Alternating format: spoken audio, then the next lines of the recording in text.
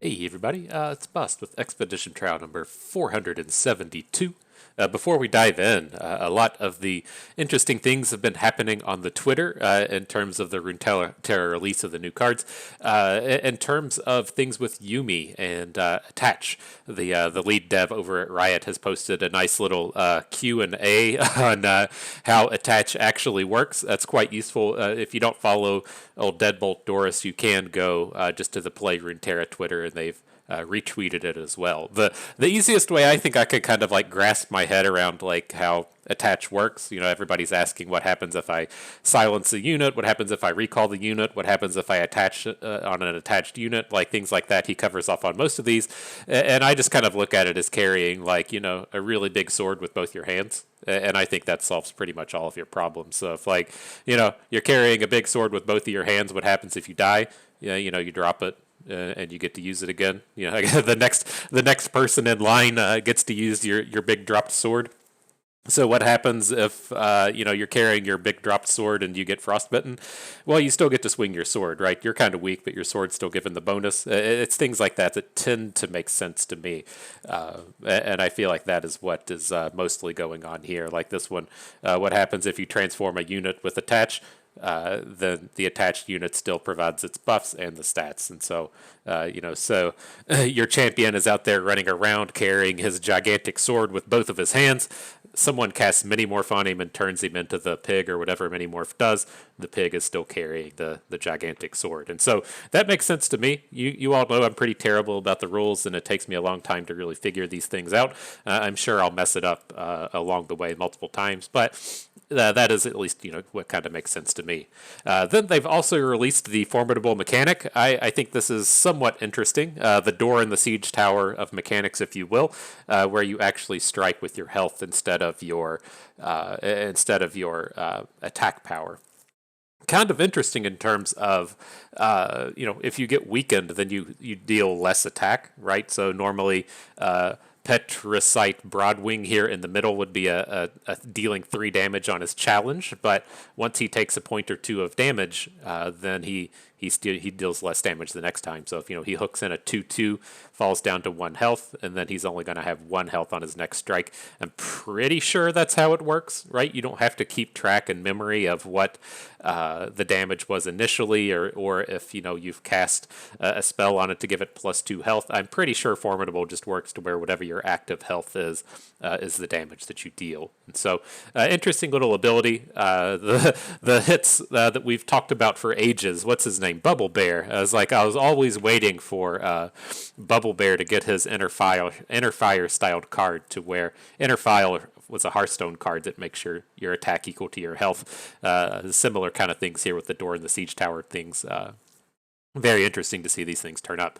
But the thing that kind of interests me a lot here is we see things like Durand Protege giving out the points of toughness, and then things like Durand Sculptor, Durand Architect, all these dudes giving bonuses to health. It feels like the thing that goes above and beyond in terms of making cards good is that health preservation. Whether or not that is boosting something's health, that seems like to be the main point of balance, right? Whenever we see like Gangplank drop to 4 health, we see things like Veteran or Vanguard Sergeant go up to 4 health. Those tend to be like the really big changes. Seeing things like a Loyal Badger Bear go from a 4/4 to a 3/4, that's not like as big of a deal. But when we see something like the Reputation unit go from a 6/3 to a 6/4, it became much more relevant in Expedition.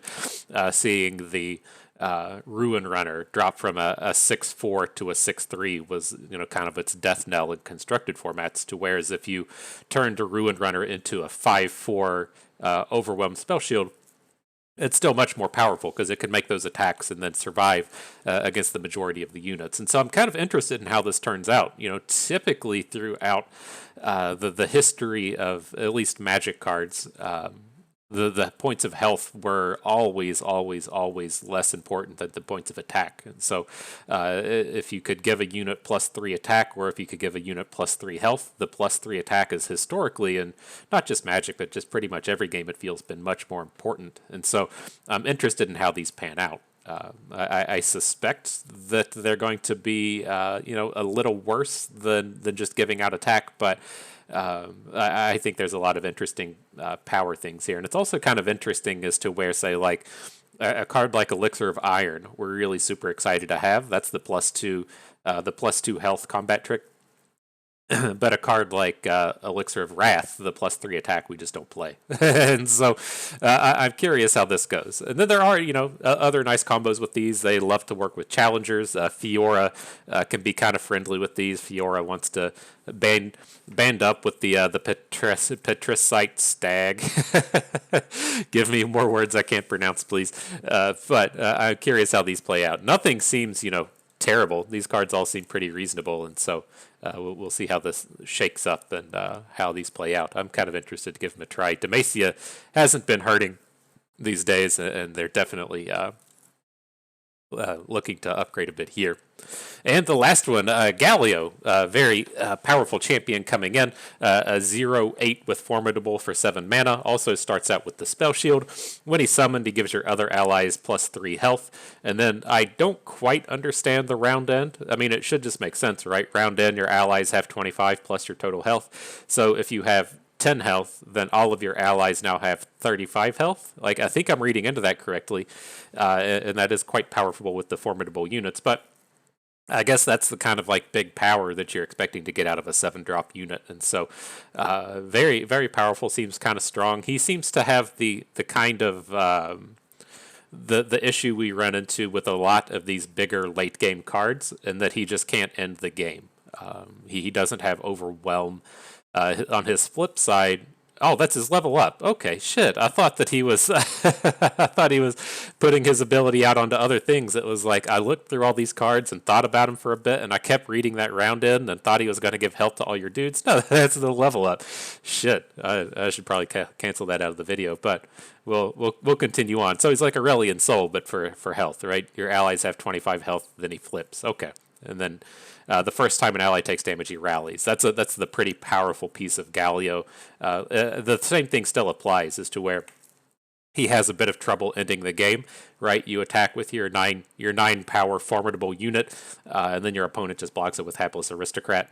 But at least the rally does help punch through more damage. And so the rallies, I'm curious if that ever turns out kind of weird as to where, say you flipped Galio, you haven't attacked yet, right? So at the end of your opponent's turn, say you're on your opponent's attack token, you have the 25 health, Galio flips, goes to your opponent's turn, or your turn now, you have your flipped Galio on board, and then your opponent just casts like a pokey stick on one of your units to make you just pop your rally. So it's like you don't get the 2 attacks because you didn't open, and then your opponent pokey sticks something, so it pops a rally. I'm curious how often that would ever come to relevance. But at the end of the day, in terms of Expedition, Galio's fine.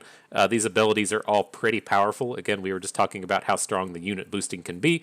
An 8/8, just basically calling him an 8/8 spell shield, we'd play it. Wouldn't be super happy about it because there's a bunch of just top end already in Demacia. But the rally ability is probably enough to warrant adding him in. I don't think it's particularly challenging to get 25 health across your units in Demacia. And then again, this boosting of health is kind of interesting. And so he really... I think my concern with Galio would be if he's just more of a win more card, right? So if you have all of the allies on the board, say you have like 4 dudes on the board and you give them all the +3 health, now you have your additional unit that's already gigantic. Like, would you have not just already won the game with any 7/7 or any 7-cost unit? I don't know, but interesting champion. I'm good to give him a go. I think in terms of tiering and things like that, Demacia is still the place to be, so that ultimately makes him a pretty powerful champion. And at first glance, he does seem to be a little bit stronger than Yuumi, but I think he falls into the same camp as Yuumi, as to where we talk a lot, basically try to clump champions and their archetypes into build-around archetypes and clump them into supporting archetypes.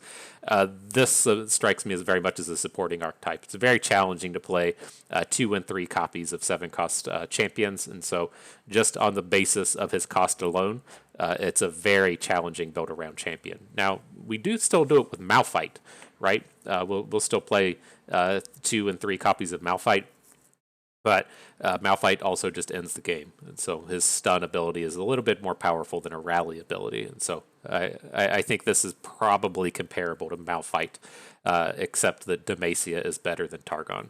So the next interesting thing on there, I mean, I've already messed up 2 or 3 times. I think, someone at Riot can take ownership of this. What's the deal with this little fucking guy in front of the card text on the spoiler day? Is this dipshit just standing in front of the text over here? I couldn't read this because it's on the other screen, but dude's face is just right in the way. And then if you go to the last set of cards, he's just out here blocking shit again. Like, what's your deal, guy?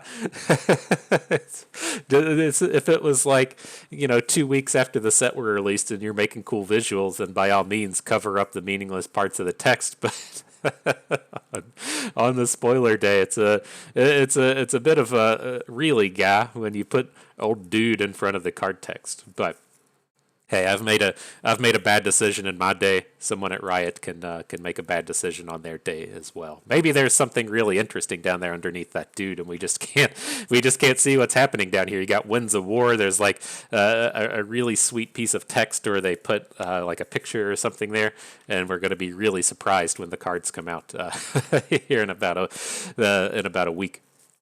But in terms of the supporting cards, these all seem pretty fine. Shield of Durand seems reasonable, right? It's right at that price point to where the question I look at it with is it's not Prismatic Barrier, but most of the time it does what you need done out of a Prismatic Barrier, and then you get some follow-up on the next turn, and so I'm sure it's playable.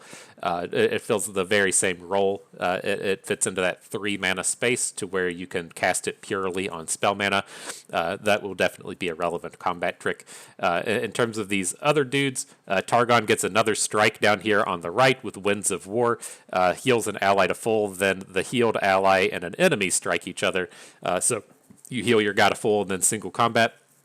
Not nearly as good as single combat or dragon single combat, whatever that one's called, because this is being a slow speed, and so you can be in combat.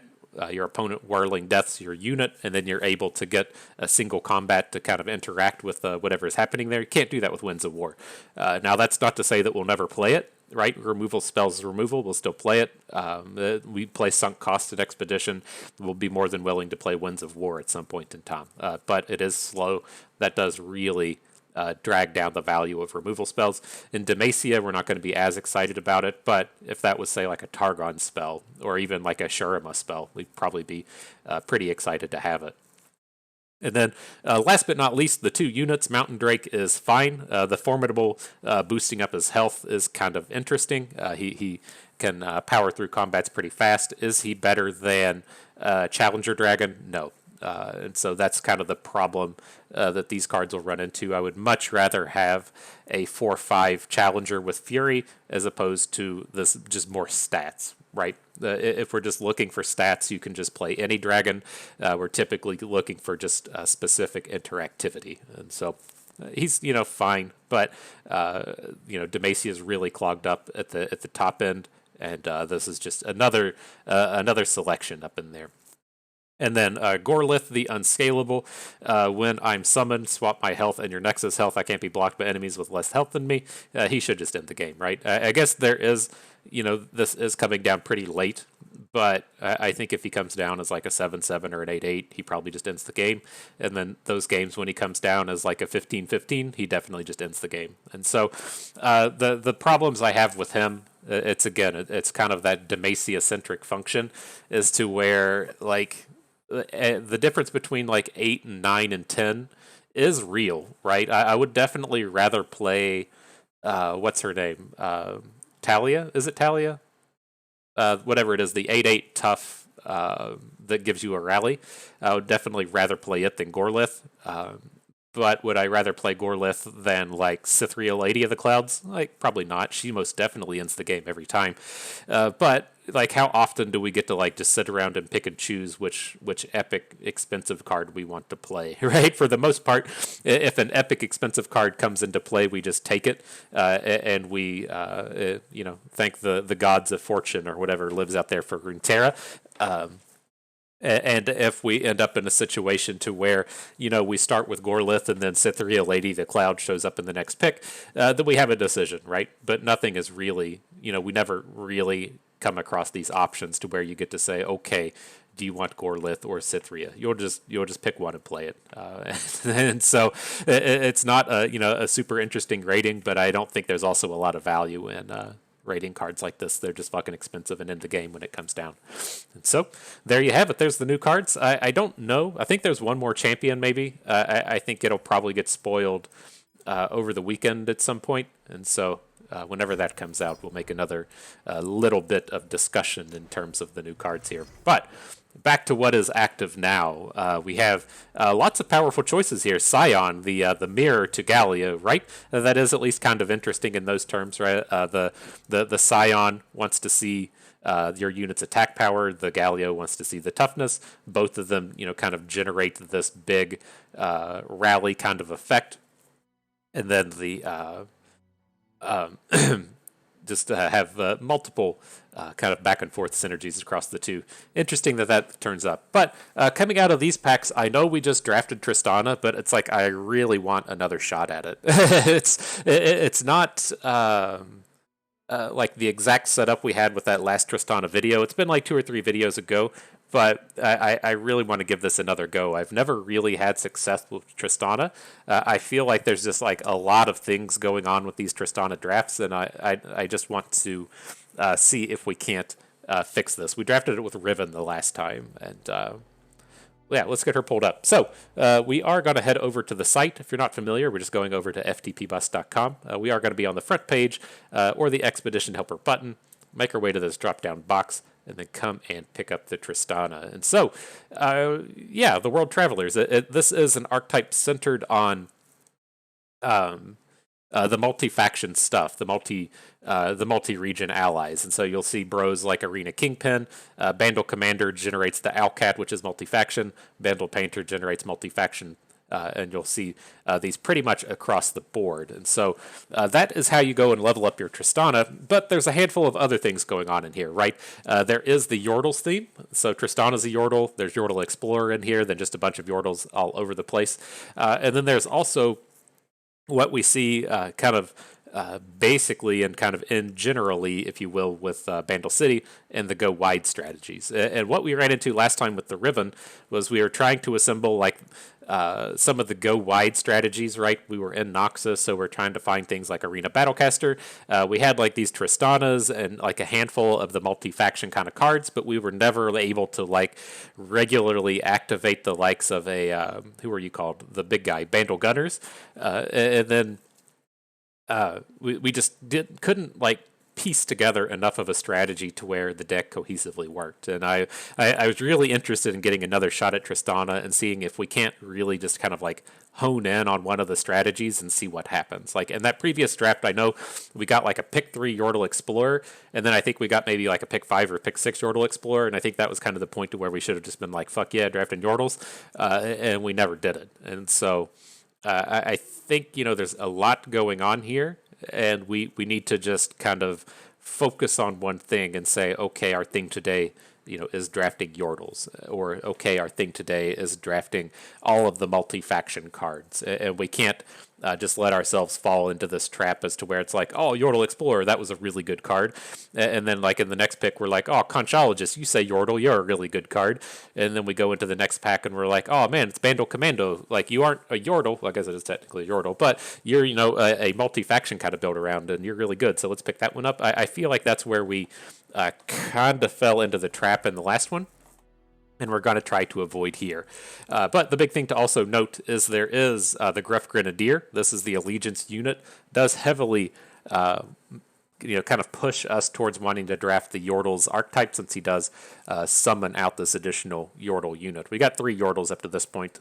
Hopefully, we can look to just be and say like the Yordle's archetype as opposed to being in like the multi-faction kind of thing. But Interesting, interesting. We'll see how it shapes up. And so, within these champions, nothing really pops out as being like incredibly exciting. I do kind of like the idea of things like Navori Conspirator and Charm. Two things with this, with Charm. Giving out vulnerable is good for Bandle City. There's a lot of interactivity problems within Bandle City. There's no challengers. There's no ways to give vulnerable. The removal is pretty bad. Excuse me, there's only the likes of group shot and then double tap. So a cheap one and an expensive one. You can come across some stuff with like Conchologist, and then you can pick up mini-morphs, but the removal is generally pretty terrible. So it's nice to have some kind of interactivity here with the Charm. And then the recalls are kind of good as well, right? If we see things like Gruff Grenadier, he has the summon effect. We mentioned Conchologist. If we come across just these variety of comes into play type abilities, it could work out kind of nice.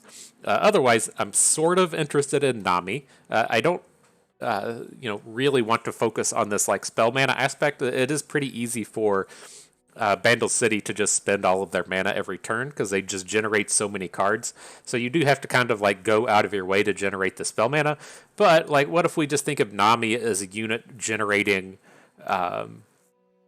these +1 attacks, and then we have cards like Yordle Squire generating the sword or the shield, and to have the various units like Otterpuss generating pranks, and then we're just kind of incidentally using Nami as a +1 attack machine. I think that's somewhat interesting.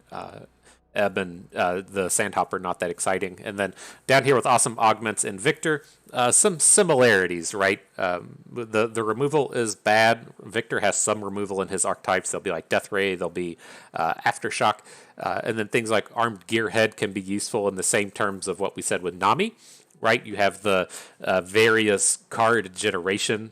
But I think if we're going to go that route, this is going to be like the supporting half of our deck, and I would rather just pick up the Nami as compared to the Victor. And so it is pretty close in my opinion. Like Yasuo doesn't seem that interesting.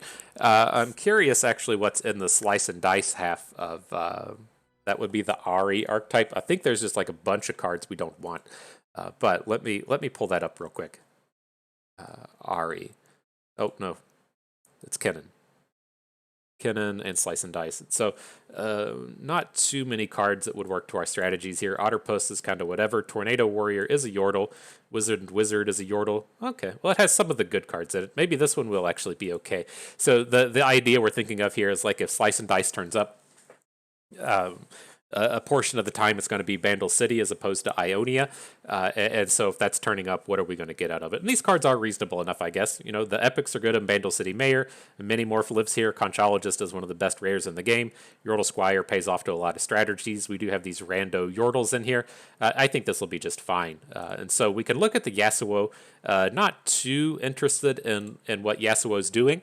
We're basically just, kind of picking this up and looking for some interactivity, right? I don't want, if we're going to look to play that Allegiance card, which is pretty strong, I don't want more than 6 Ionia cards in our deck.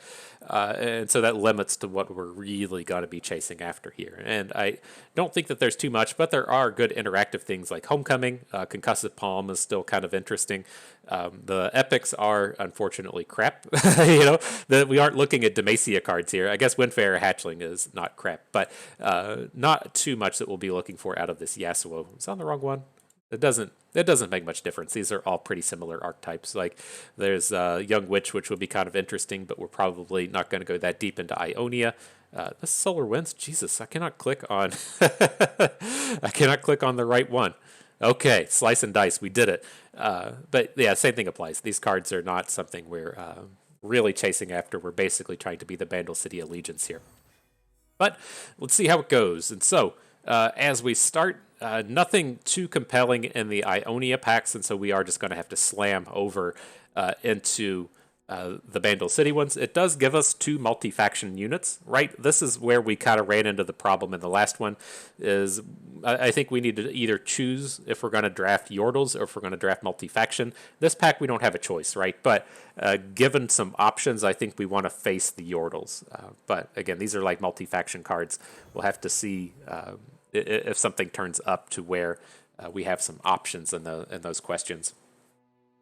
Okay, so coming out of here, I am just going to go with the Arena Kingpin. I do not like Yordle Contraption. It's a card I'm okay to have one copy of, but I'd really prefer to have 0, right? If this is just a draw 2, it needs to cost like 3. If it's going to be a draw 2 with some other abilities, it should probably cost like 4. Costing 5 is just way too expensive for this thing to ever be something that we actively want in our deck. But the Kingpin is incredibly powerful. He does play extremely well with cards like Charm, and so I'm happy to go ahead and snatch up a copy of him. Okay, and so, man, another fairly awkward set. It keeps showing us like all these off-faction things. We haven't had a single pack that had multiple cards out of Bandle City. But here, at least I guess the Tenor of Terror is a Yordle.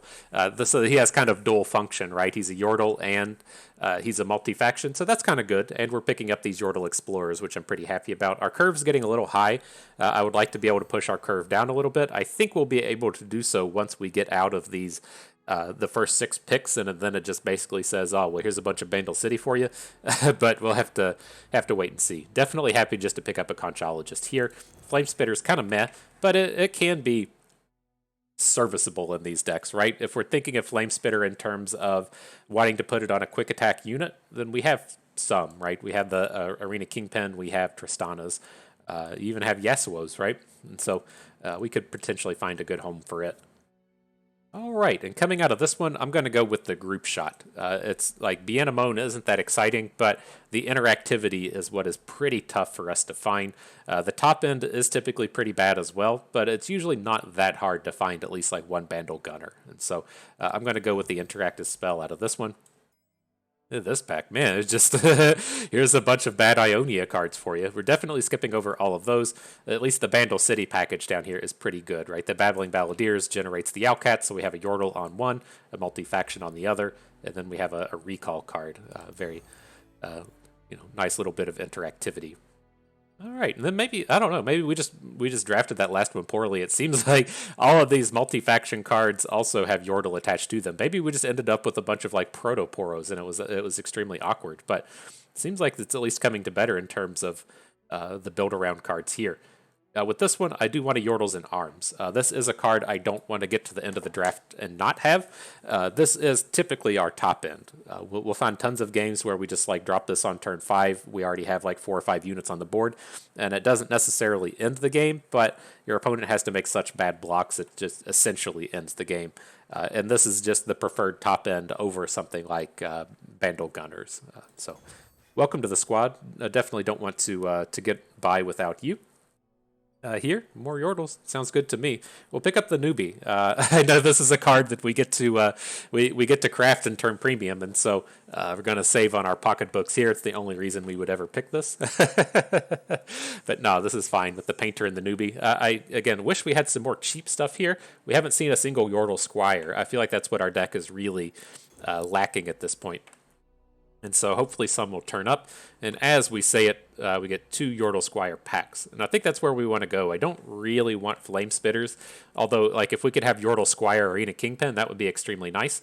I also don't like Fix-em-Uppers. Even if we are in a dedicated discard deck, this is kind of meh, It feels like a card that should cost 1 mana, but they finally decided that Bandle City just can't have it all, so they made it cost 2. Not going to be taking it here. But Yordle Squire Windsinger is fine. Okay. Oh, man. I was like, here's the kind of Ionia pack I like. We got a Charm paired off with another Balladeers. That would be kind of nice, but I'm not passing up Yordle Ranger. This is the kind of premier top end that we're looking for.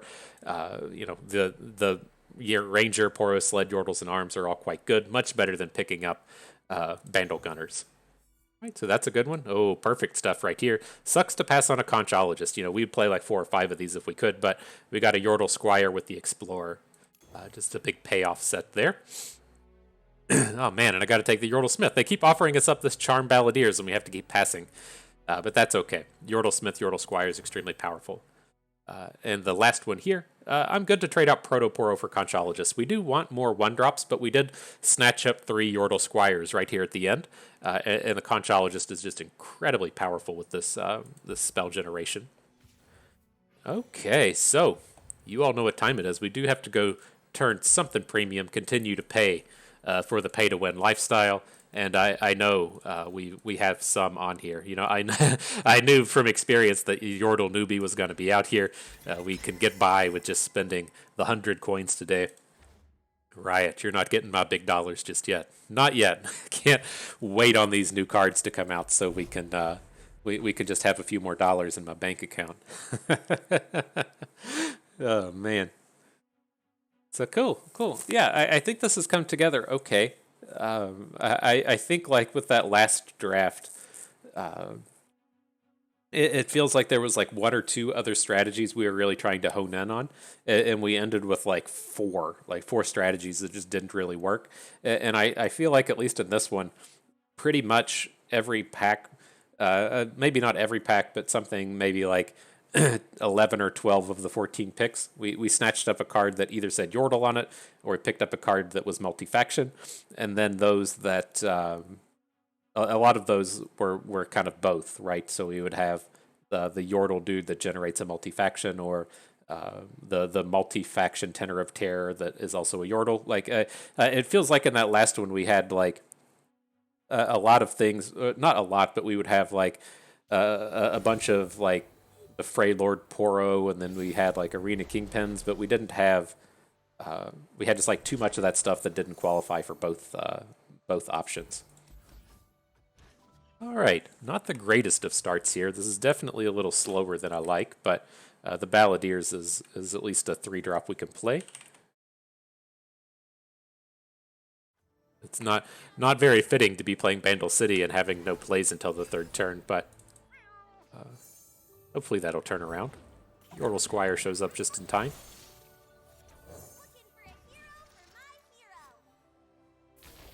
All right, trades are made. And I'm usually pretty happy to do stuff like this. We usually don't have too much trouble keeping a completely full board. And so if we can come out here and just make trades, it's okay, right? The Balladeers is 2 units, the Tenor of Terror is 2 units, the Gruff Grenadiers 2 units. It's not that challenging for us to have a full board.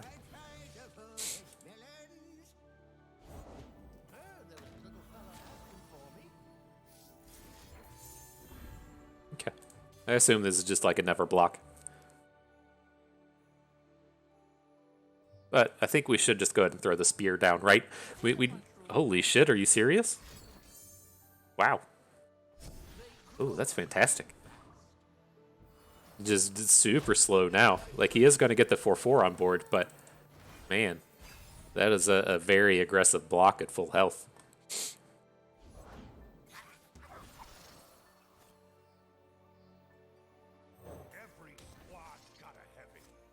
Yordle Squire, Yordle Smith. I mean, he's like the worst one we could play. This is such a bad time for him. I guess it's a it is kind of nice in that our board is so strong. All right, he's just getting relevant units down now. Still have great blocks on this board. So let's see. I don't suspect I want to Yordles and Arms this turn. The questions comes to be like, how bad is it if he starts dropping like the 4/4? And I think we can still pretty reasonably just try to completely fill out our board, attack with everything, and then we're going to just be looking to Yordles and Arms 2 turns from now. He can get some good blocks on this stuff, but like we're going to lose the 3/1. His 4/4 is going to get a good block onto the 4/3, but the rest of these blocks are pretty bad. And we can get fully white again in time for our Yordles and Arms.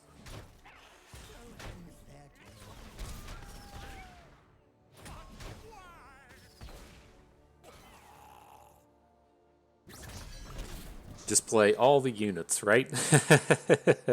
Just get them all down. So the interesting thing, we would like to have a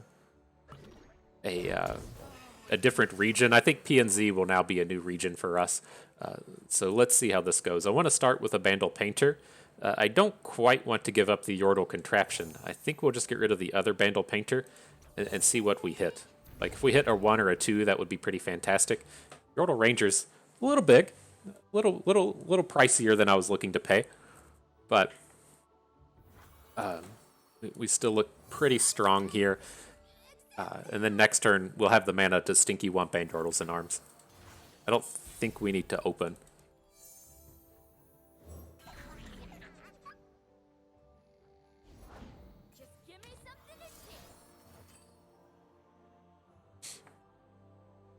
All right, here come the big boys.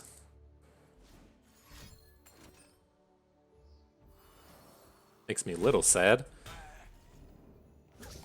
I think we want to give him an opportunity to play another card. Well, he just did it anyways. Okay, the Bandle Commando is still good here. Okay, he's out of mana, and we're definitely attacking with everything.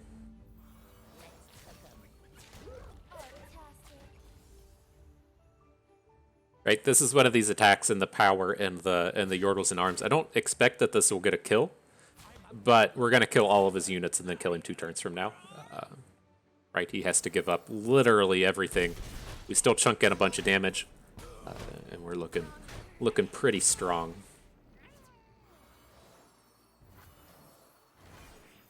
This is why I was really surprised by that turn 1 block. He's had, ample opportunities here to come down and just block like 2/2s and stuff. So that was very odd when he was at full health. But hashtag big tempo plays, am I right? Cool. Cool.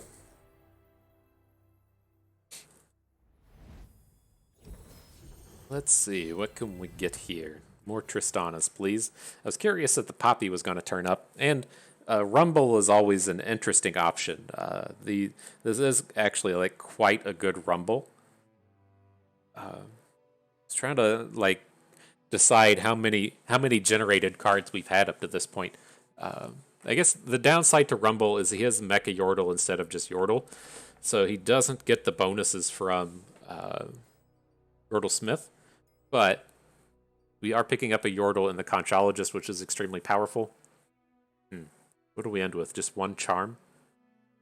Well, I think kind of the thing as well with Tristana, and why I'm going to stick with her, is this +1 attack type of ability, and the impact thing when she's flipped.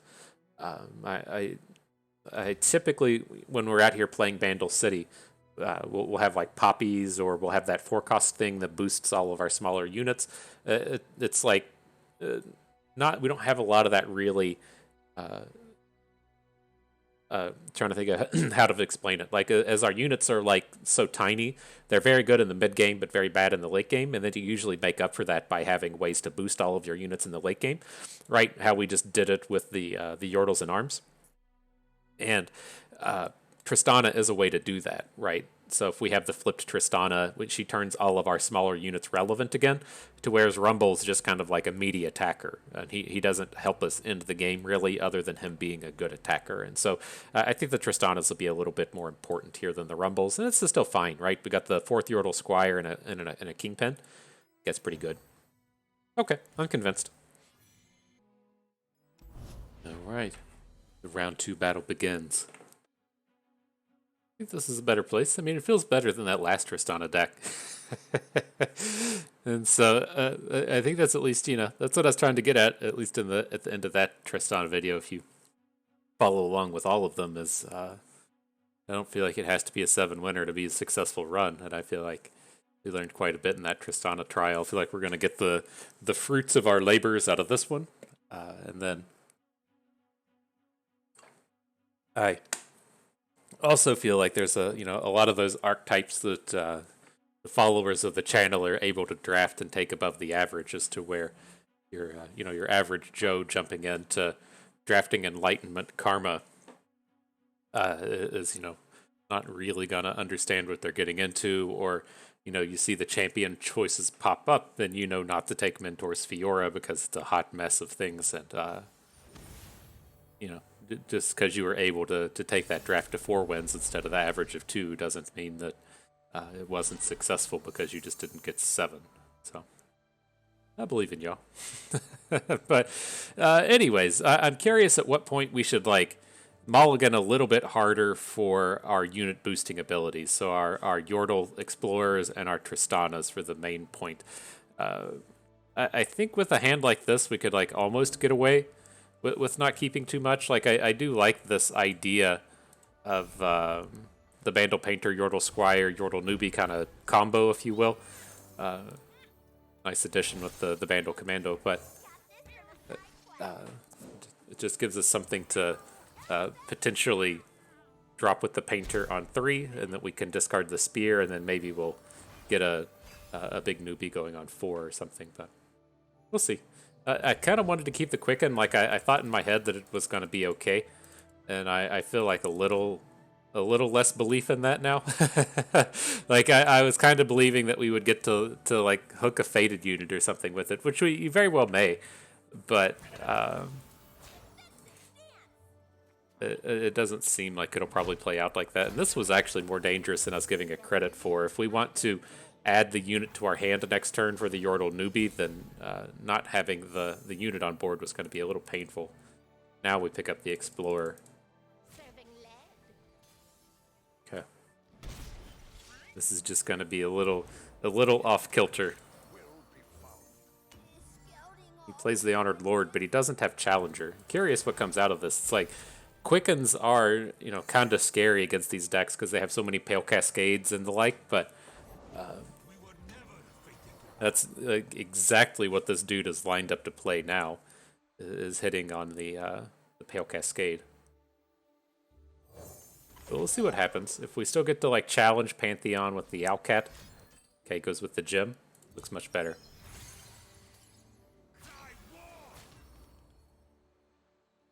It's already faded, so not too much that makes this go poorly. Okay. No complaints from me. Oh shit, he has barrier. let me take my complaint back. That was just like a complete brain fart. I thought we were going to be able to take the Pantheon down there. Turns out we were not. Thinking of just discarding Yordle Contraption here. We should be generating kind of enough stuff. Maybe we just get rid of the Quicken. It's not really doing a lot. It is kind of scary to drop here.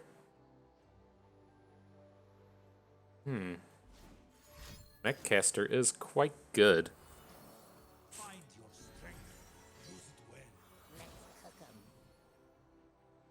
He got 6?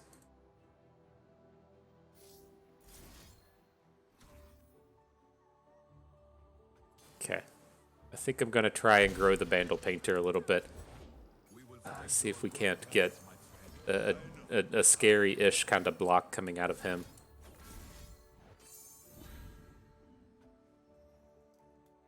It's tough for him to go toe-to-toe with Pantheon, but we want him to at least have to put in some work here. That was kind of... After that block, who knows?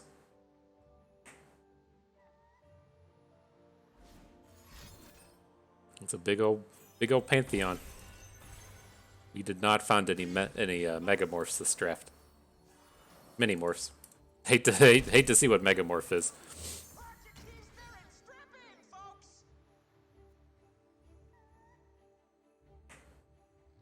It's like there's a world where we should have just blocked Pantheon because like we need to prevent some of this overwhelm damage coming through, but like we can't. We're not going to be able to prevent enough across 2 turns anyways. I think we're just kind of hosed here.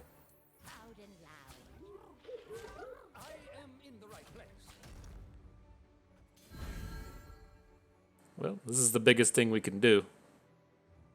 Again, I don't think it's going to be enough. We can't quite do enough to Pantheon here, but...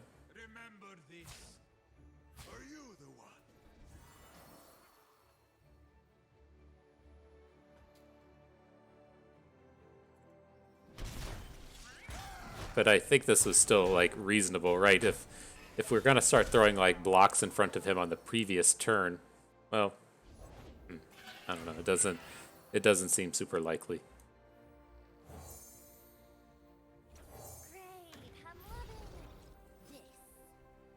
I guess we could, like, technically draw Windsinger if he doesn't open.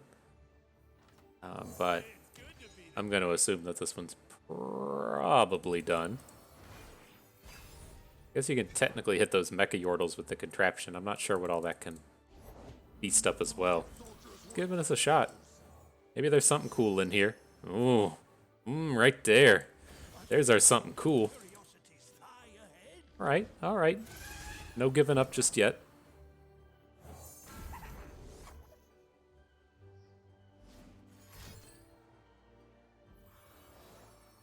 Can't group shot anything down. That's a little unfortunate. Can we still protect through this 5/6? Like we don't have any big units to add to the board. He just he just assumes it's done. Oh man. Oh man, and he's out of mana. Okay, so stress defense Pantheon. Block. Play number 1. Give him a emote off of that. Now, the rest of these blocks not very good. It's gonna throw some stuff down. And then we just need to not die to the Startled Stomper. We can throw a Conchologist here.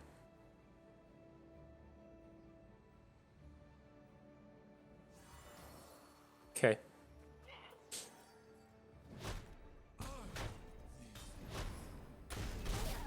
So we can't open, but we do have this draw 2 thing, and we might be able to get wider than them next turn. We get the minion back as well. Okay. Yeah, let's see what we draw. As it stands, we can still play everything. It does give him like another slow opportunity, right? He can find ways to get multiple units on the board, but I think this is just going to be like a slow round anyways.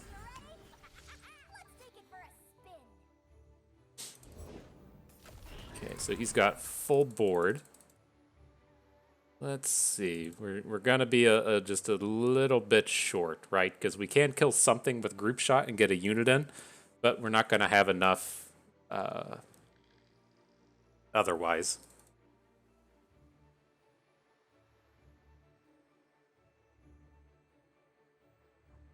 And if we can get to attack next turn, we might be able to just kill with the Faithful. So I think we just like attack with the Kingpin. Let's do this. We can attack with the minion. Minion, Kingpin. I do want to present some kind of lethal here. And we'll just see what blocks the minion.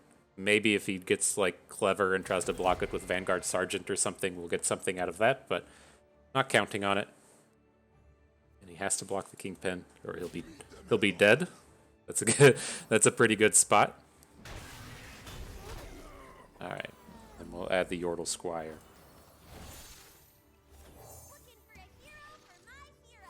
Alright. Maybe.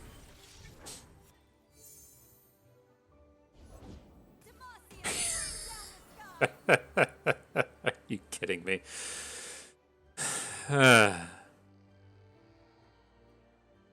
Okay. Oh my god. That's absurd.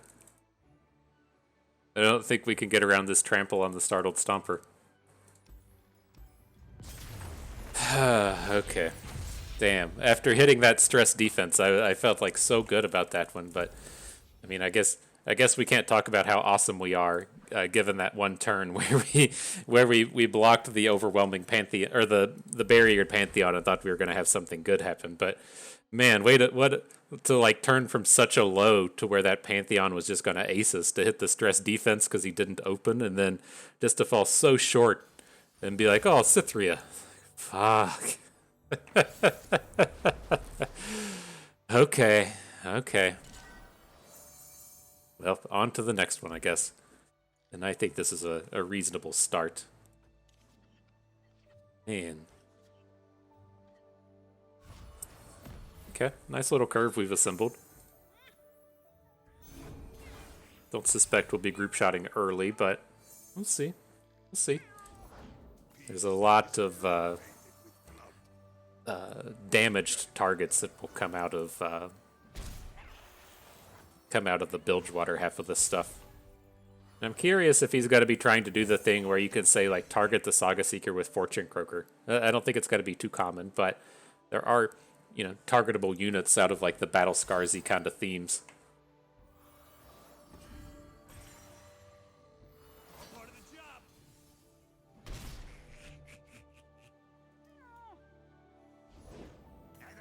like that. He was already fated for the turn, but right, that counts as a target onto your unit.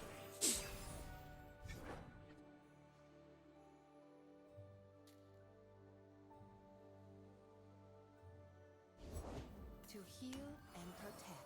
It's got all the combos today. Every squad's got a heavy. By starlight. Onwards! Live with purpose. So he's only got 1 mana for the Grenadier. Or 1 mana for the Saga Seeker. Okay. That's wild. I don't get that attack. We should have group shotted beforehand, but I think this is still going to be strong. Alright, well that turned around quickly. Now what do we do here? I think I just want to add Yasuo and try to get a bunch of good quick attacks in. And then we'll see next, like on our next attack, try to make a big Yordle in arms. Okay.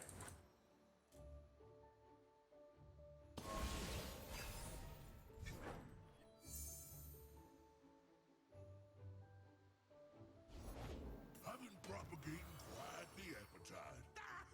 I see feast in your future. Okay. Well, we can at least outrace the Tom Kench cards. Right, so let's add Yordle Explorer. Outrace it in terms of all our units will have 6 attacks, so we can't eat any of them.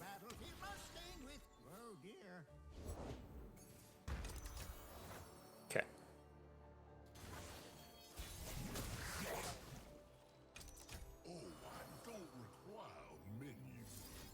I don't require a menu.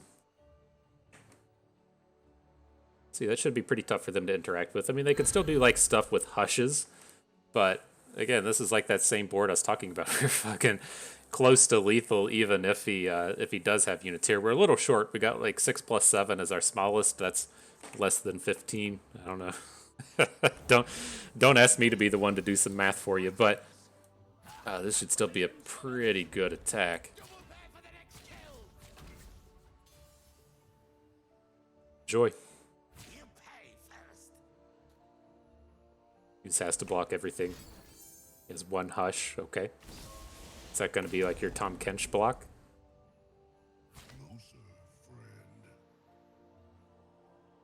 It's like Yasuo isn't even the unit I care the most about. I'm more upset about the potential to lose a Yordle Explorer than I am about losing Yasuo. Alright, so hopefully we're good now. As long as we don't die, we should be able to just drop a... what are you called? A Tenor of Terror and kill with the impacts. The Tenor of Terror and his friend Bass of Burden. my favorite fish card in all of Runeterra, the Bass of Burden. I don't get it, right? It's either Bass or it's base. We'll return this guy. Right, it's either bass or it's bass, but it's not like this dude's playing guitar or anything. Doesn't look like he's playing guitar. He's out here being terrorizing or something. But man, is he not gonna attack? I guess it makes sense he's not gonna attack.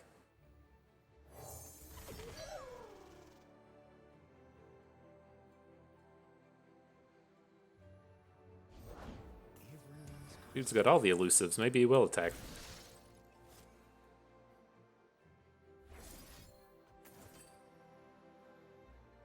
I mean, it's not guaranteed that we get a kill next turn. He can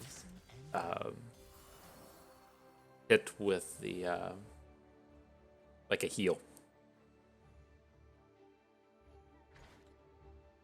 Short Tooth is kind of tempting, but okay.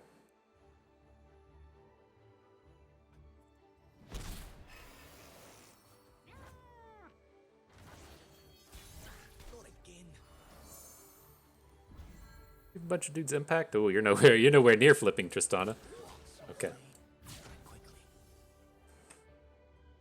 So wouldn't be surprised to see him take like some decent blocks here and then play like a star shaping to not die, but he's again like falling pretty far behind, right? The cheap heal's not enough. He needs a star shaping to try and get through this. Still lethal without something else. Okay. Our trial does not end just yet. We we have starting to recover from our Pantheon related blunder. But see, I mean that game is exactly what I'm talking about in terms of Yordles and arms. It's not gonna be a guaranteed kill because you know you're playing it usually when you haven't done a ton of damage at that point. But it's good to just full clear your opponent's board, and then the game's fairly over at that point. But what do we feel about these? I'm not like opposed to Usari, but I do want to keep our Ionia count down. We could look to add another card in, but I think if I want to add Ionia cards, I want it to be like a Windfarer Hatchling. I wouldn't be opposed to like a Homecoming or a Charm. Just Usari is not really what we're trying to do. So I think we'll let that one go. I'm fine with the kind of mixture of aloof travelers to Vandal painters we have. We currently have one traveler, two painters. It's just the aloof travelers is a nice ability to get some cycle and maybe make your opponent discard a champion or something. The one I'm kind of interested in here is the Tenor of Terror for the Babbling Balladeers. It just can be awkward to get these things on board, but like it's so much damage and the impacts, and then if we have a Yordle Explorer on board to double up both cards, it's pretty good value. I guess it's pretty similar in terms, though, of having the two cards with the Balladeers to play, but I think I'm going to go with the Tenor here. He is also a multi-faction card. It was kind of upsetting getting to that late stage of the game there, and Tristana only being at 2 tick-ups. And so maybe picking up the Shadow Isles unit will help a little bit. Or the multi-faction unit, I should say.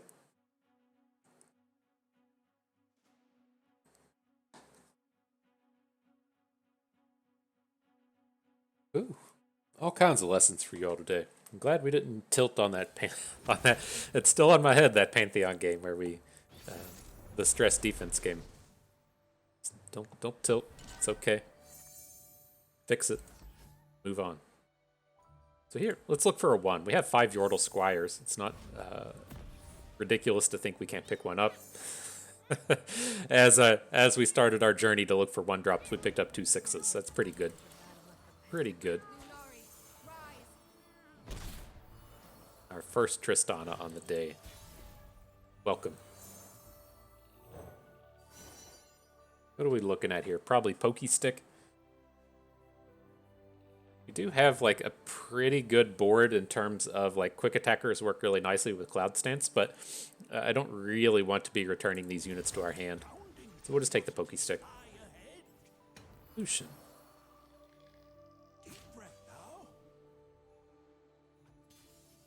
Yeah, sure. I think we'll probably just trade, but we can't interact with Lucian, so this at least, like, I assume in a space like this, if he's just going to trade the unit away, then he doesn't have Blighted Caretaker. But that would be kind of the worrisome unit here. If he kills off this thing, Blighted Caretaker, then he just completely shuts us down.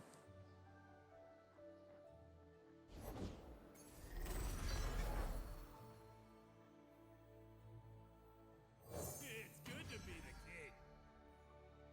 Bring in the heat. Alright. You're ever growing, Lucian. Not a lot we can do about you.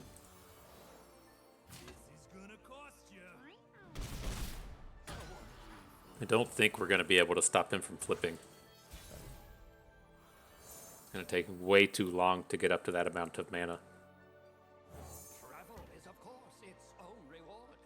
So let's build up some boards, see if we can't play it a little bit slower. Man, it sucks if we're going to have to.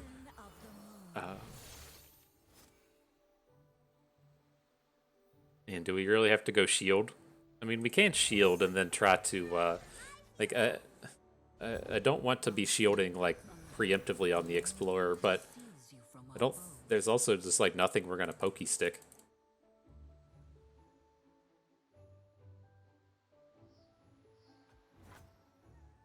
Alright.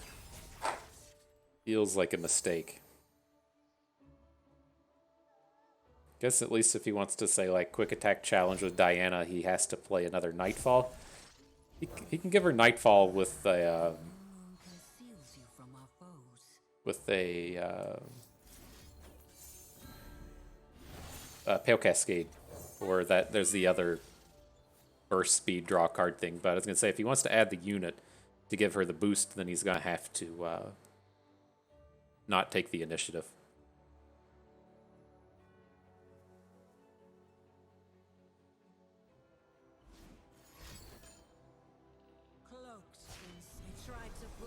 Interesting.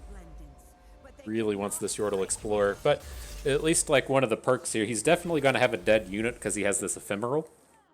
But we do have an opening to send this Lucian back to his hand. Probably have to block.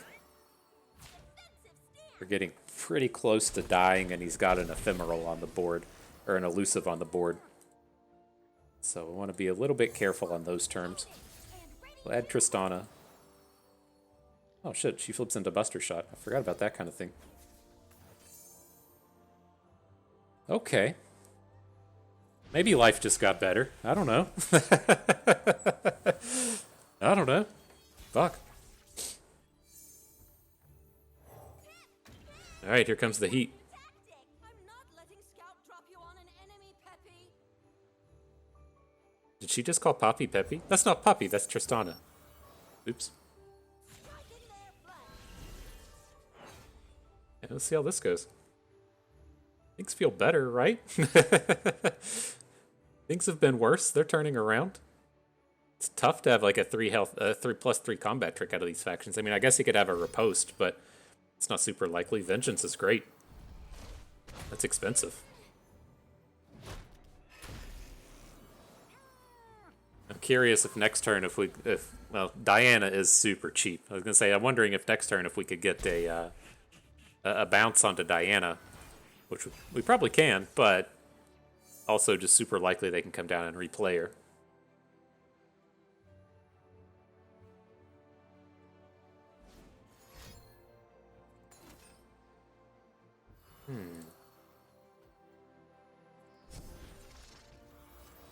It's a nice addition to your board.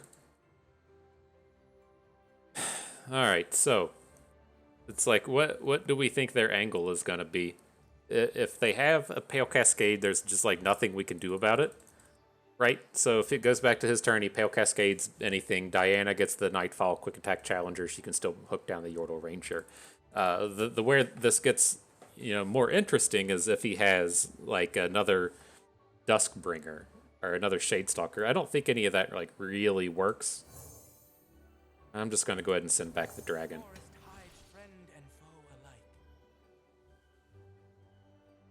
We know we can't replay the dragon, but it's like even in this space, if we just send back Diana here, he can just replay Diana. Okay, so he had another Nightfall. He's going to get to take down the Yordle Ranger. Okay.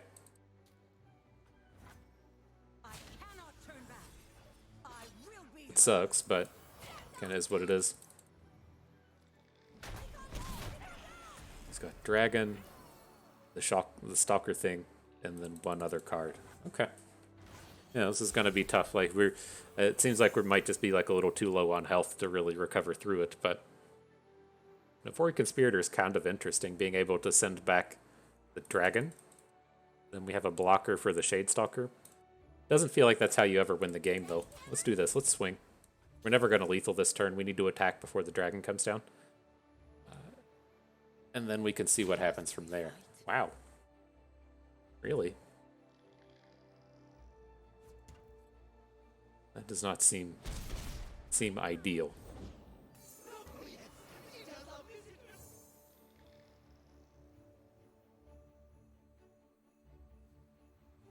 Okay, so we're going to forgo giving this a point of mana.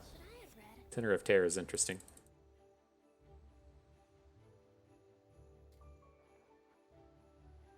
We might be okay here. I'm thinking now I want to put down the Navori Conspirator. We don't necessarily have to return the Windsinger, but now that he's doing this stuff, I feel kind of okay about that. Get another Yordle Explorer going. Sure. It seems like that might be a turn early. There's always a way out. Right, if he's gonna drop the whatever that dum-dum was, right? He's basically cycling a turn early. I guess he's like almost always has a card to play at this point. You know he has the dragon in his hand, so he can play the dragon into something else, but if you're trying to activate a Nightfall, it's a little bit tougher to do there.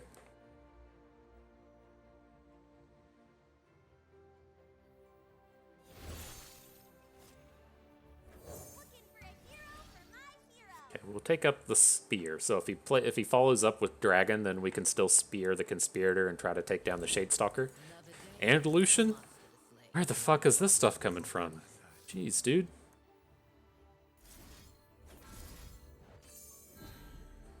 That was not expected.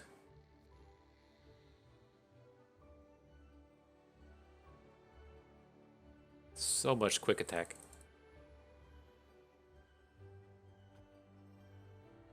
Okay, well, we're throwing away like the same shitty units anyway, and so I don't want to miss out on the tenor. And then if he does get clever here, then we could potentially send something back. Well, we have to get the extra blocker now. But we know the entirety of what he has, right? He just has the dragon and the Shadestalker in hand. So I guess we just bounce Senna here. Or we can, if we bounce Diana, she's going to lose those stats. I guess that's okay. Like a storm, I bring It's going to get to replay her, but she won't be as big. Right? Or did she just come down Nightfall and be in the 5-3? Okay. So we should have returned Senna. Learned our lesson. Face your heretic. Okay. Purity and peace.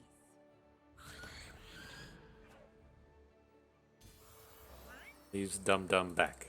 Then we have to block these.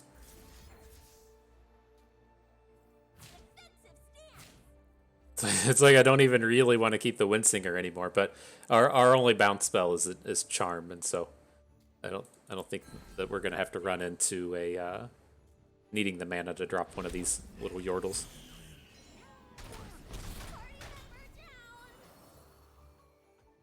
Okay.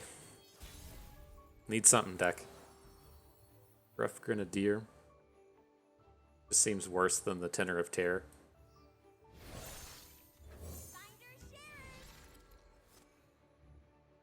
This is gonna be bad.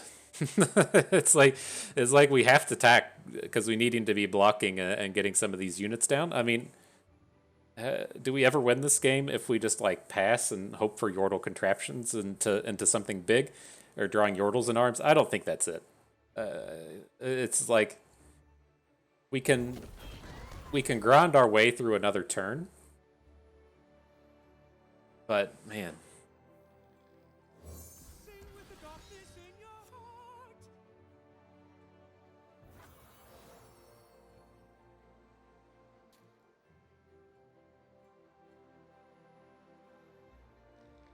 Still got this Shadestalker. Yeah, I don't really like this, but I am in the right place. It is I. okay.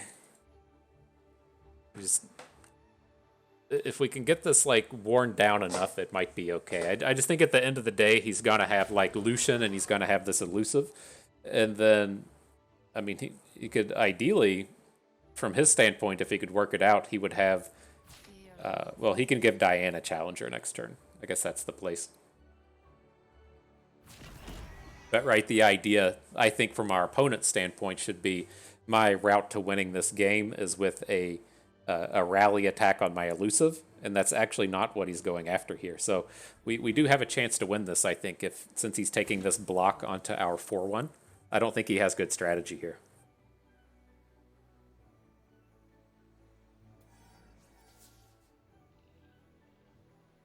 Meet destiny. So looking like this, he'll fall to 4 with a flipped Lucian and the dragon. Yeah. Moonlight guide me. Pretty choice draw.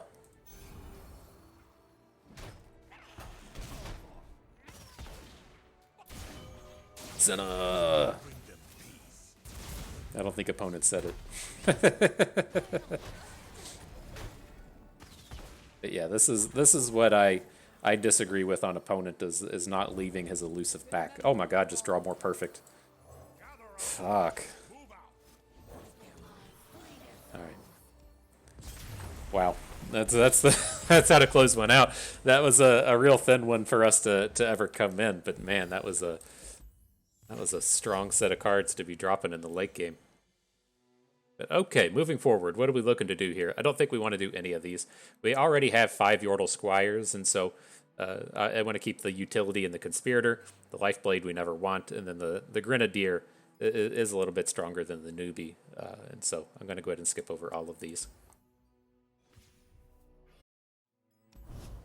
All right, let's see if we can't get up to the 3 champion level. That would be a boost from our previous one. I know what we need to do. This is how we'll fix it. Let's go to the old loadout. Let's get a different board going on. I'm pretty partial to the Noxus board, so I'm going to switch over to that one. See if it helps us out any here. It's kind of strange to me, like in terms of the boards and the cosmetics. I really like making all these units premium. I'm kind of okay with some of the skins, but I haven't really found the boards that really rustle my feelings and you know, get me fired up in my loins and stuff. I'm sure there's one day that'll get me fired up in my loins. We just haven't found it yet. That's an interesting draw. What's this god full on PNZ? Caitlyn Ezreal? Okay. Tempted to go for the shield, but I think we're gonna find ourselves like doing combat with like Puffcat Peddlers, and I want to make sure that like our initial Yordle Explorer can have 3 attack. He may not be super relevant anymore, but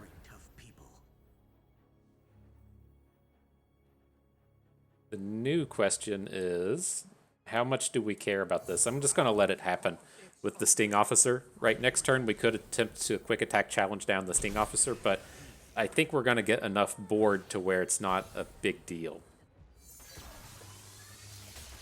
Of course.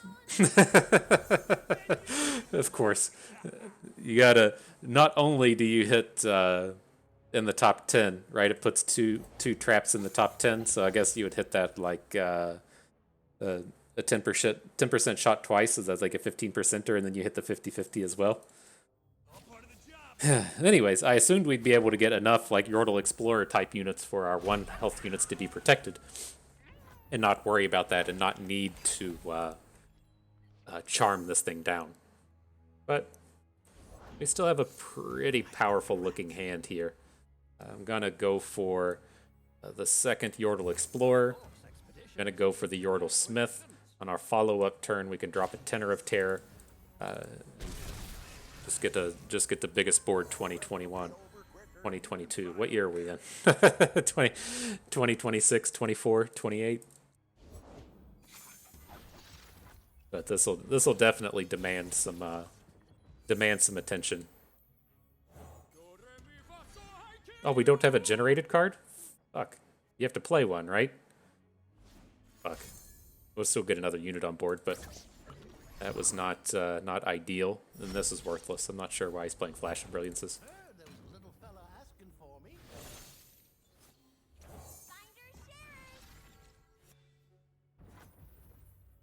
Alright, so that was a little sloppy, but where does this get us? That's lethal, so he has to block at least 1. I don't want to attack with this Yordle Explorer. He'll just block it with the Peddler. We didn't do a good job with that attack, but the results are going to be pretty nice. He shouldn't be able to burn us out from this point. He's going to attack us down to 10 with the Sting Officers. Falling to 3 is pretty scary.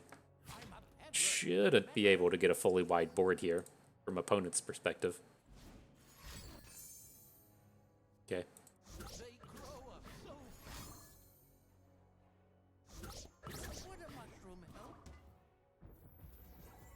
Falls to 3. Okay. Alright. You got some work to do, my dude.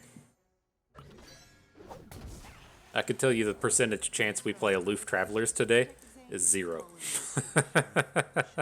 I did the mathematics, I did the calculations. That is a 0% chance. Let's see. We can like block Caitlyn and Charm. Like just 100% gonna kill this Puffcat Peddler. This is just who do we want to block it with? This is probably our safest bet. And we can charm back a unit that we throw in front of Caitlyn if we want, or we can just throw a unit away in front of her. I think the way I want to do this, though, is like, let's say we do this. No, that was right. Block here, block here. We spend 2 to charm the tenor and then replay it. We still played a created card. We still haven't played a created card this game, have we? So we can't use him. We have to use a cheaper unit. Oh, this thing has focus. Fuck. Alright, well, I'm glad we noticed that before we got too deep here. You'd fall to 6. We have 20 puff caps. Oh, well, I ran out of thinking time. Alright, well, squeeze your butt cheeks, boys. That's where we're at.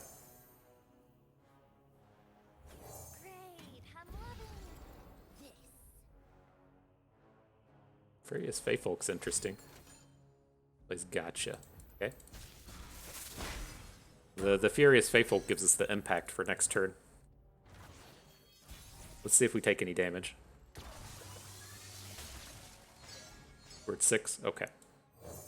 If we'd fallen to 3, then I would have opened. I don't want to die to an Aftershock. If he has this, like, Aftershock, Mystic Shock, then fine. But I think this is worth the risk here. Risk it for the biscuit, right? I think the downside to that last turn, though, was that we probably should have...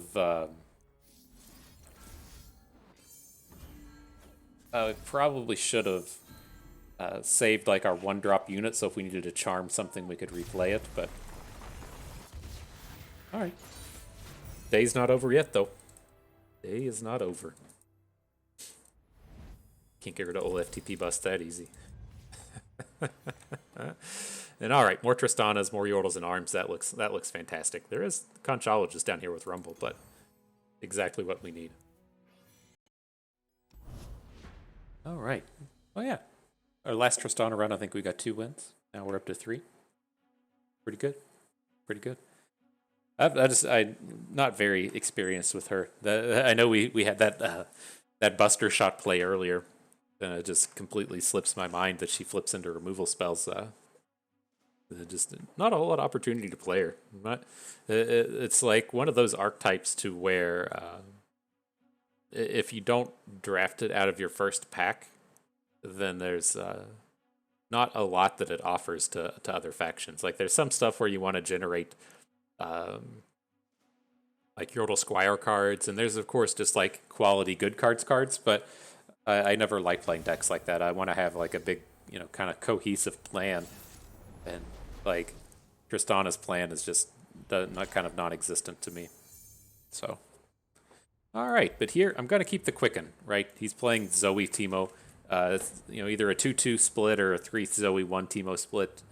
Either way, I would like to be able to Quicken away one of these Nexus Strike champions. We'll see how this plays out. We did start with Conchologist as well, which, spiking Pokey Sticks is pretty good at shutting down Zoes and Teemos. Letting this one happen, though. Like, that's kind of like strategy B, is getting those things off the board. Want to see what we could hit here. I'm kind of tempted to pick up Flame Spitter. Opponent's blocks shouldn't be that good. We do have Yordle Smith in hand. And then this does give us a play next turn to where we're attacking with Yordle Smith and then still boosting all of our units. Like, Ballistic Bot makes that a little less appealing, but we can quick attack this Conchologist late, if that's what it comes down to, right? If we attack with both units, he blocks with something, and then we go late.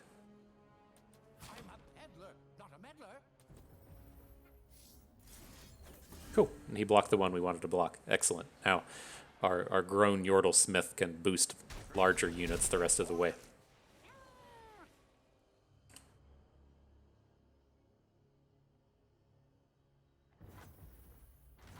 Let's see, this Tristana is still just hanging out as a 1/3. She just is kind of a late game card, but you get out here and do something, girl. Scouts wear helmets. Gunners carry guns. Gunners carry guns. Steep. So I don't think this is going to be like a Yordles in Arms kind of turn, but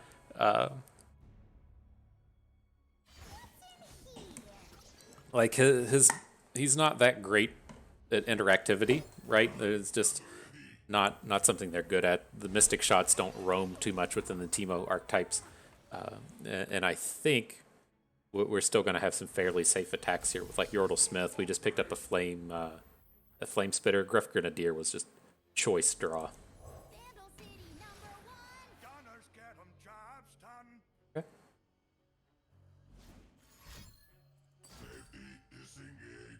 I don't really approve of that, but you know, something has to go right for opponent at some point.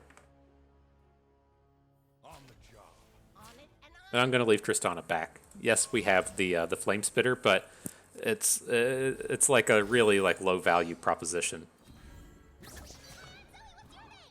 Like with things going wrong with Tristana. Okay. How dare they?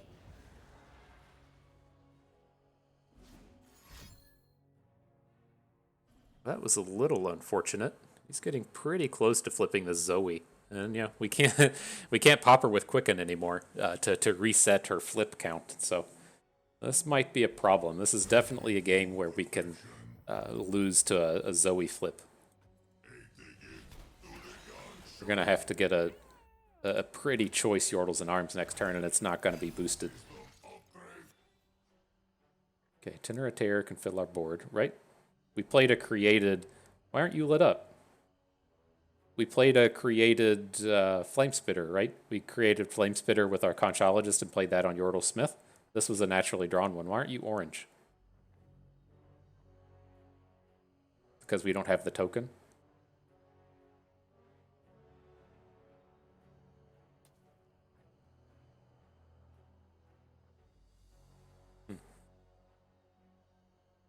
I'm about to get real upset.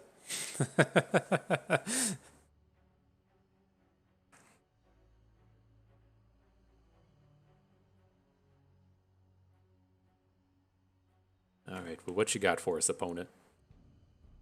Crafting the scariest of plays, I'm sure. Look at 'em, shaking in their boots. That's right, Tristana. They're shaking in their boots.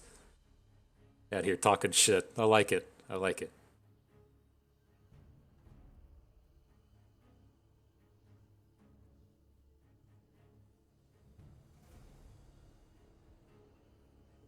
But, I mean, it's like... I tried to see like where our lethal would lie if he has to block our biggest one. So if he's blocking our it's orange now. If he's blocking our impacts and stuff. That's really weird. Why didn't he attack? We should have probably just passed it back to the next turn. It's kind of suspect he didn't do anything.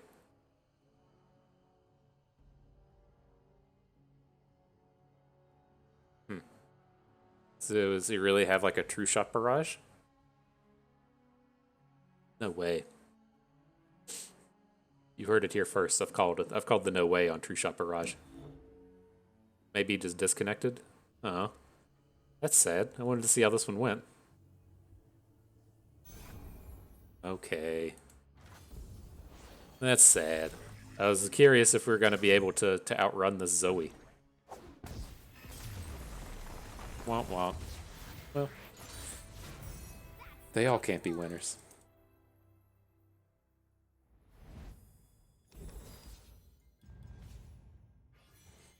Let's see.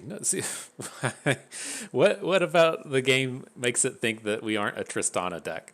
Like, come on. This is a little on the absurd side of things. Like I still feel like all this stuff is still bugged. It's really readily apparent with the Scion, right? Because the Scion, it offers to trade like literally every single trade pick until you get rid of him. But like, what did we just do that makes this not look like a Tristana deck? We've got all the Yordles. We have like all the multi-faction stuff. We did we pick up an Ionia card? No. Like I don't know. That's frustrating. But out of these other ones, like I think we're good with Tenor of Terrors, right? We have 3. They clog up the board pretty easily, so let's hang on to the Conspirator, and then I still want the Aloof Travelers, so we'll skip over this. It's so weird. Yeah, I mean, I don't know what happened in terms of the right. Well, I should say, if it's not a bug, I'm okay with it, but I would love to know how the situation works, right?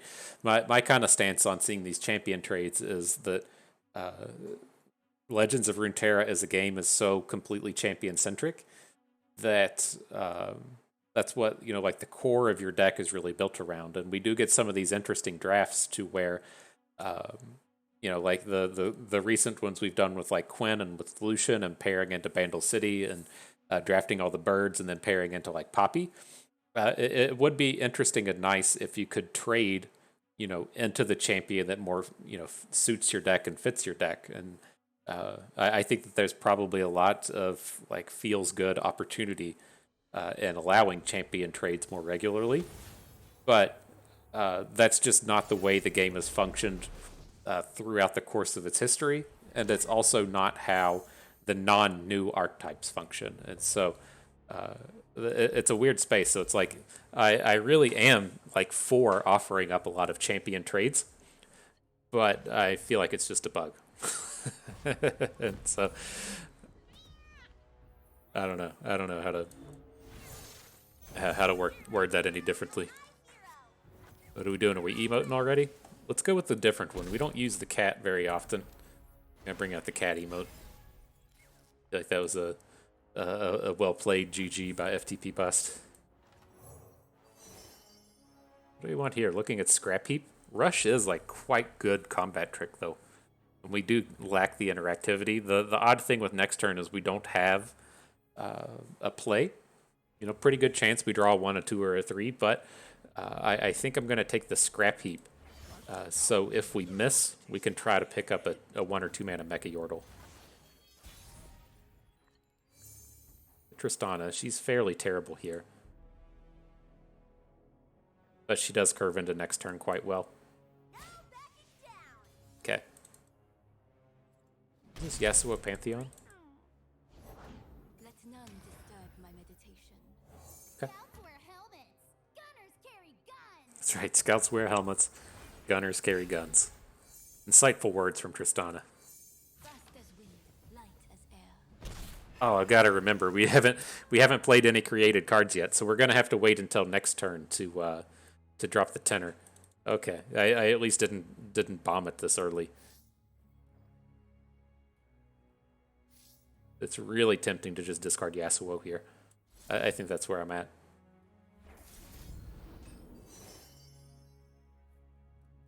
Okay, so we have double impact on Smash and Dash. 4/4 for 3 is a pretty good deal. And then the support thing, I don't think I want the support without like a challenger or something. So we've played a created card now. Now we can follow up with the Tenor of Terror. Feel pretty good about it. The balanced spirit may still fall.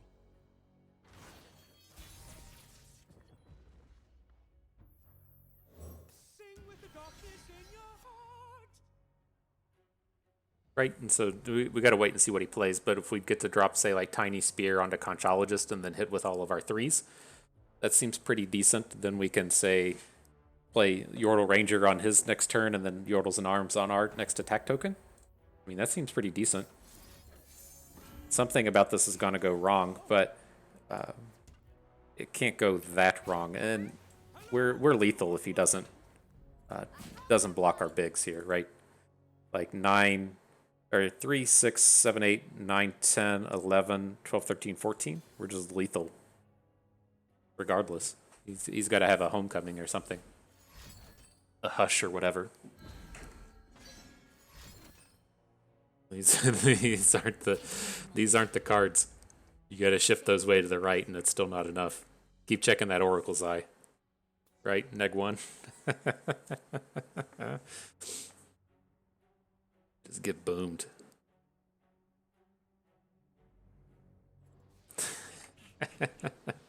That was pretty sweet. I wasn't expecting to get a turn 5 like that, but damn. Hooray for the Vandal Gunners! Nice. Good job, Tristana.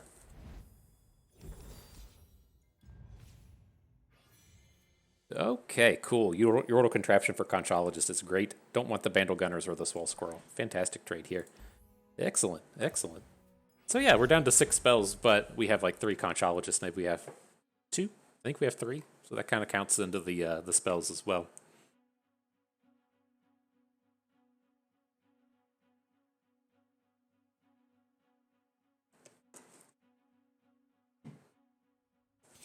Cool. Okay. The Mega Keg, if you will. We'll do something like this. We'll keep 1 Squire to be on curve, and then we'll search for a little bit more expensive things. Not expensive like you, Windsinger, but it's okay. She works out nicely as they're in kind of Darius Gangplank mode.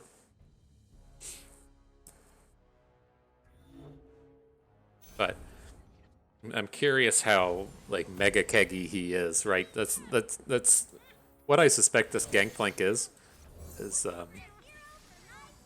right, you start Gangplank, he pairs up with Swain, and then you take LeBlanc as your second champion out of the Noxus pack. It could have gone the other way, of course, right? He could start with LeBlanc and pick something else up, but I think it's, he started Gangplank and then either picked up LeBlanc or Darius, and then probably just wanted to pick up more LeBlancs after that. But long story short, it does make me worry about the presence of cards like Make It Rain.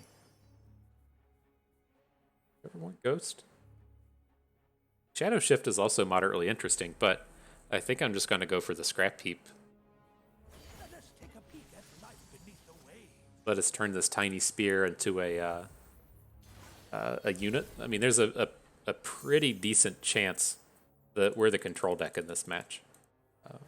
We'll have to see how it plays out. It's not looking that compelling when he's dropping Trifari and Hopefuls and stuff on the board, but there is a good chance that we'll just try and like grind out all of these like Trifari and Hopefuls and Thorn of the Roses and all these really low health units with our generated birds and stuff, and then just win the long game. And so I don't want to be all in on our unit additions here.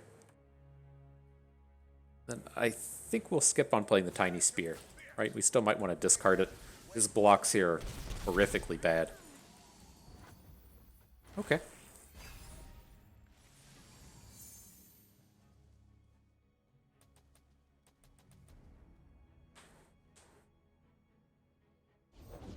Sharpen the blade, secure the kill. He's gonna glory seek the Yordle Smith. That's fine. How bad is this if we pass and he just passes? It's a little bad. Let's Scrap Heap. When I'm summoned or round start, grant me 0/2 for each card you discarded last round. We can't do a lot with him. I think we just want the Fury Horn Crasher here. And then we'll burst past it.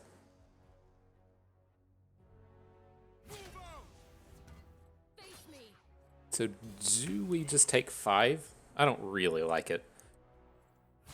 Again, let's just grind these stats out.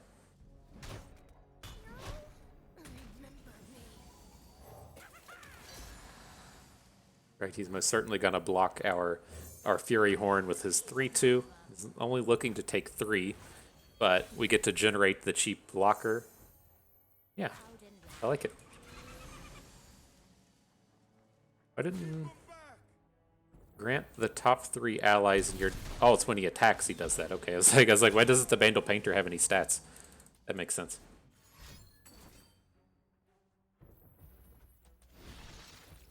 Okay, a little worrisome. We made it. Yay. But our stuff didn't. Ooh, he had to discard a strength in numbers. But that makes opponent a little sad.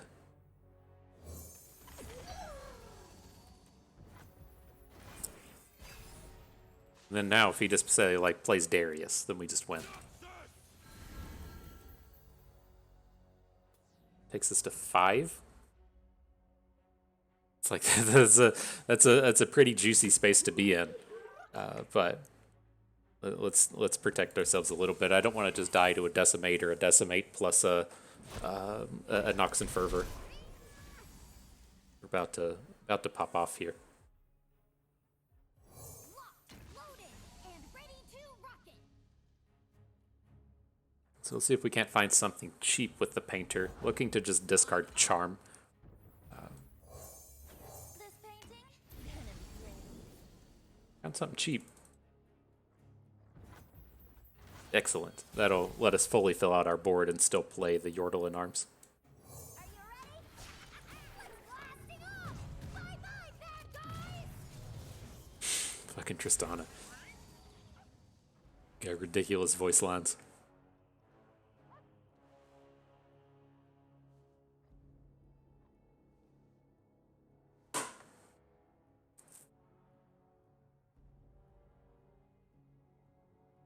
Alright, what she got for us, dude? We just win if he plays like a 7-drop, right? If he drops a Savage Reckoner here, we just win the game. He needs to be able to put 2 units on the board this turn. We'll do 8 alone with the Yordle in arms. Probably just 1.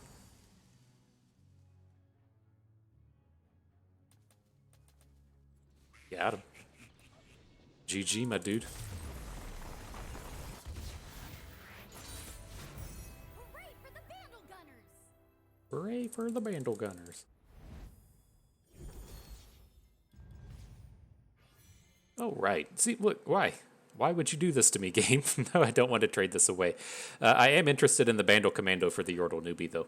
This is just the early plays where we're kind of hurting and need to get these things going, and then it's excellent curve filler. Like, we do have tons of Yordle Squires, but if we are able to like Squire on 1, Commando on 2, then when we just only have a 2-drop on turn 3, we can still fill in the curve with that missing dude, because we just have like so little to do with our spell mana that it's nice to be able to ensure that we're spending pretty much everything on dudes every turn. And so Yordle newbie is kind of nice. He has a lot of stats, but I think we're going to be better served with the Commando here. On to the next one. I don't really want Electro Harpoons. Mirror Mage is just like too slow in this deck, I think. Right? We just ended that game on turn 7, the previous on turn 6. I think if things are going to turn 8 and we're trying to do combos with Mirror Mage, we've just lost anyways. So we'll let that one go. I'd much rather our top end be Windsinger, right?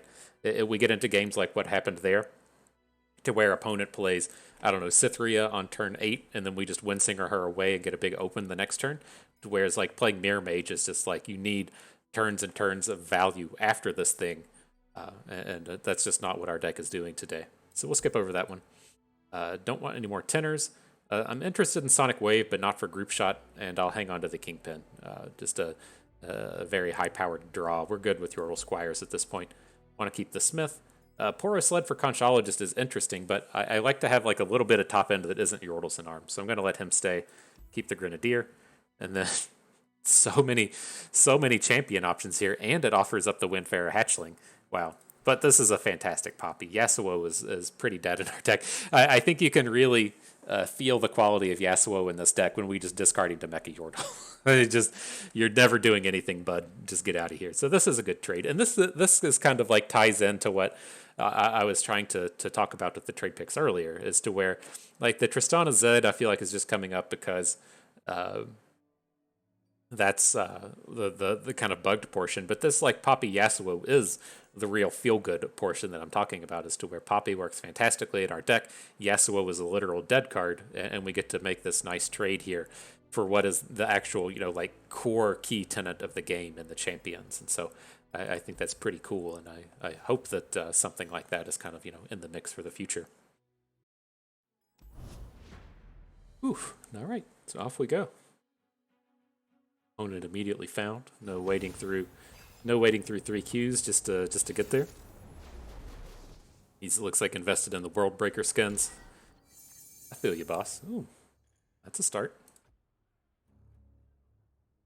I'm not gonna like pass on playing Yordle Squire, but I see hands like this, and I'm curious at the point to where like you don't play the Squire on 1 because you're able to play like Explorer on 2, Explorer on 3, Yordle Squire on 3, and just start getting all the double boosts. There's a world where that could be a thing. Now the question is, do we open against Victor? His like common play here would be Ballistic Bot, and I don't want to put the point of damage on Yordle Explorer in the face of Ballistic Bot. The problem we run into is like it makes his bad removal good, right? If he's playing like Victor Death Rays and stuff, I don't want him to get like a block back and forth just to prevent the damage and then get Death Rays on our good units.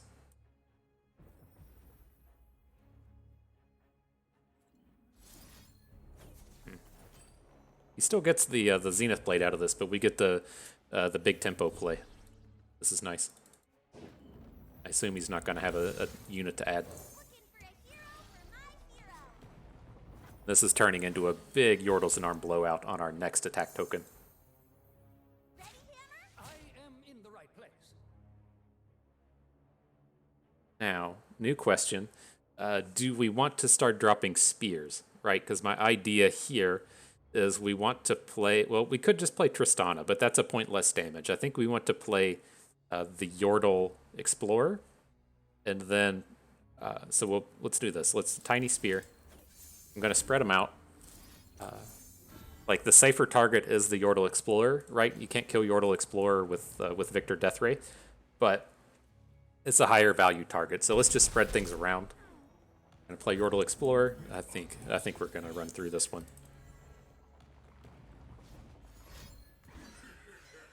Huge quicken onto this mountain goat. That was insane.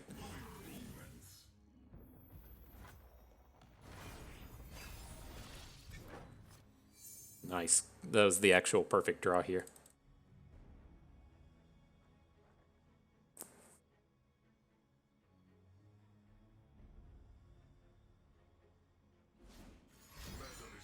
It's like I'm trying to like stop and think of what way he can come in and AoE us.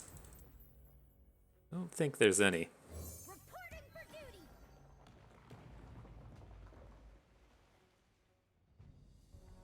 Victor's grown a little bit, but that's certainly not enough to be worried about. He has Scout, so we can attack twice, but this game should end the next turn.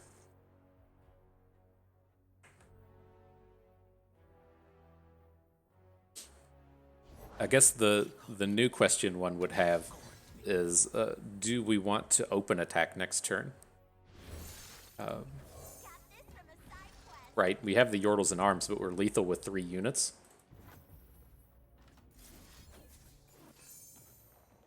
It's like that opens us up to problems with with removal spells in combat, right? But he's only got 1 block here. And he's going to have 2 removals. Okay. Ready, Hammer? Acquisitions commence. No backing down. Ready, Hammer? Taking point. Okay. Boomed it. Nice. Turn 6. That's exactly why we didn't want Mirror Mage. And so cool, nice little blowout there. Just stumbled. He didn't even stumble. He went for the tall play, and we had the counter to it. That was pretty abysmal for opponent there, but not for us. And so let's get this pulled up. We can talk about it a little more. I mean, that was a nice little transition, right? We played that. We played that Tristana deck maybe like 2 or 3 videos ago, and I tried to talk about the things that went wrong, the things that we didn't do well. There's a thing, the famous Ron Swanson quote of, I don't like to half-ass anything. I like to whole-ass one thing. and that's certainly a deck where we were half-assing everything. And I don't feel like we got this one to be in kind of like a whole ass state, right? That it's not a full-on Yordle's deck. It's not a full-on multi-faction deck. We ran into problems with like Tristana not being big frequently, or Tristana not giving boosts to our units. But we're much closer to a big cohesive deck than we were in that last one, and the improvement between this deck and that previous deck is immense. And so I think, in terms of these Tristana decks, it's not like a true and real build around. I think it probably needs a little bit more time in terms of Riot releasing cards, and then maybe they'll get to feed more into the Yordle theme, because all the only like Yordle build around cards at this point are Yordle Explorer, but I assume that they'll touch on the theme a little bit more. And then there's only been like, this is the only big set, the Bandle City set, that has had multi-faction units in it. And so when I did my initial set review with Tristana, back when I used to do that kind of thing, my idea with her was that she's going to be extremely powerful, but in like 2 years. This is like a very well statted unit. And then when you're able to get these draws to where you play a multi-faction on turn 1, a multi-faction on turn 2, you play Tristana on 3, and then on turn 4 you play something like Tenor of Terror that flips your Tristana, and just like sweet synergies the whole way through. I think that's the point to where you'll see Tristana get in the conversation of being nerfed. But the cards for that kind of thing just don't exist at this point. And so I think she struggles now, but as Yordle gets fleshed out more, as multi-faction gets fleshed out more, then she'll be kind of interesting. And I'm curious if there'll be ever kind of like a different direction with this archetype. His history will say, no, this will just be the Tristana archetype forever. Just enjoy what you have. But if there will be like more addition of like the multi-faction side of Tristana, where she's facing down like the Bandle tree, and then if there'll be a more Yordle centric type of idea. So if they release Gnar, right, is Gnar the one that people are kind of predicting to be the last champion? I don't think that's right. I thought people thought that. Oh, they think Gnar is going to be the Bandle City / Freylord champion. We saw the Freylord champion just come out, right? Was that what the new one was? Yumi was Targon. Anyways, there's been some speculation that Gnar is one of the upcoming champions, given his Yordleness and the need for a Freylord champion. And so maybe that's where the Yordles will kind of go, is like a Gnar Tristana thing, and then the World Travelers here gets to be kind of the multi-faction deck. We'll see. That's just all speculation. But long story short, in this ramble, Tristana, this deck is not super powerful, not Tristana centric, but I think she'll be interesting in the future. And so, with like what we have now, how do we make an interesting Tristana archetypes? I think the big one here is Yordle and Arms. This is another one that, in my initial impression, I just thought was pretty bad. Right? We've been dealing a lot with like Four Demacias being terrible and Morning Lights being pretty iffy, and I kind of just lumped this into the same vein. These tend to be kind of like win more style cards, but this is just like ridiculously necessary in a deck like this, right? You have kind of a couple of options in like assembling your strategy, right? Assuming like everything is going right with Yordle Explorers and you're growing all of your units and everything, it's still not a very good late game, right? You get an 8 attack Bandle Painter and your opponent just trades their 2-drop into it. And the cards like Yordles and Arms, while I'm glad we got to see like both aspects of this, right? As to where you play it knowing you're not going to lethal, but you're going to ace your opponent's whole team. And then also the times where it's just lethal and you just win immediately. Both of them are common. Both of them happen on turn 5 or turn 6, depending on which attack token you're on, with a lot of frequency. And I think this might just be the actual most important card to draft in a Tristana archetype. We saw one in the draft and took it. We saw one in a trade pick and took it, and we're pretty happy with it all throughout. I think it's something I'd probably be willing to risk playing like 3 and 4 copies of, because it is just so incredibly powerful early on in closing out those games, right? Your opponent may still be at like 20 on turn 5, but you kill all of their board and then still have 4 units left on the board. You're probably still winning that game even though you didn't lethal your opponent there.